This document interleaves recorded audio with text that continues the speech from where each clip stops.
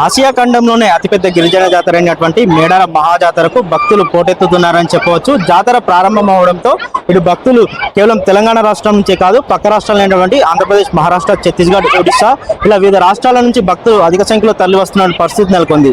గద్దెలకు సుదూర ప్రాంతంలో ఉన్నటువంటి చిలకలగుట్ట వద్ద నుంచి ఇటు సమ్మక్క తల్లిని తీసుకువస్తారు. ఇటు చిలకలగుట్టపై నుంచి కుంకుమబర్ని రూపంలో సమ్మక్క తల్లిని తీసుకెళ్లి ఆ గద్దెలపై ప్రతిష్ఠిస్తారు. మరొకటి అంత చిక్కని విషయం ఏంటంటే ఇటు చిలకలగుట్ట కిందే ఒక జలధార ఉంటుంది. జలధారను సమ్మక్క జలధార అని కూడా పిలుస్తారు.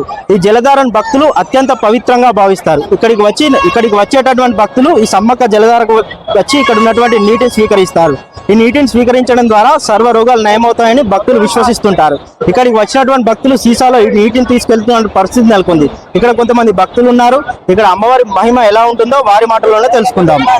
జోగిని వీణ ఎవ్రీ ఇయర్ వస్తా. నేను రాబట్టి కూడా అమ్మవారి దగ్గరికి 20 సంవత్సరాల నుంచి వెళ్ళి అమ్మవారికి మొలిస్తే తలుస్తుంది అన్నట్టు అమ్మవారికి ఏంటంటే మనము మొక్కడమే ఆలస్యము, మన పనులు ఇట్లా వెళ్ళిపోగానే అవుతూనే ఉంటాయి. మళ్ళీ ఇటుకు మళ్ళీ వచ్చి కూడా అమ్మవారికి నిలువెత్తి బంగారాలు కానీ, ఆటపిల్లలు కానీ, అమ్మవారి కోడి బియ్యం కానీ, పసుపు కుంకుమలతోని ఎక్కువ అమ్మవారికి ఏంటంటే కుంకుమ బర్నీలు కాబట్టి పసుపు కుంకుమలు ఇక్కడ ఎక్కువ వాడతారు. పసుపు కుంకుమలతోనే ఎక్కువ అమ్మవారికి ఇక్కడ ప్రాధాన్యత కాబట్టి పసుపు కుంకుమలతో ఎక్కువ అమ్మవారికి అలంకరణ ఉంటుంది. గమ్మసరాలకు ఒకసారి జాతర వస్తుంది అమ్మవారిది.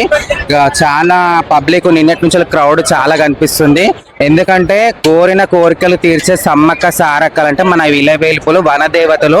ఆ వనదేవతలకు పూజ కట్టిన వాళ్ళకు కొంగు బంగారమై ఉంటది. తల్లి కోరుకుంటే కొంగు బంగారం అవుతుంది.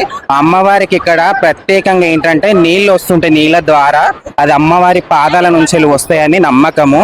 ఎందుకంటే పూర్వీకులు పెద్దల నాటి నుంచి ఇది మంచినీళ్ళు అనేది తీసుకెళ్లి ఇంట్లో చల్లుకోవడం కానీ, మళ్ళీ ఎవరికైనా హెల్త్ బాగాలేకుండా కూడా నీళ్లు తాగడం కానీ, స్నానాలు చేయడం కానీ, తీసుకెళ్లి ఇవి మనకు రోగాలకు కానీ, నొప్పులకు కానీ ఈ నీళ్లు తాగితే చాలా పవిత్రంగా భావిస్తారు, మంచిగా అవుతారని నమ్మకం అమ్మవారిది. చాలా మంది కూడా ఈ నీళ్లు కూడా తీసుకెళ్తారు అమ్మవారి. లేదు, ఎనీ టైం అమ్మవారికి ఇక్కడ నీళ్లు వస్తూనే ఉంటాయి, అసలు కాగడం అనేది ఉండదు. అండ్ ఎందుకంటే ఈ గుట్ట అంత పవిత్రము అమ్మవారిది.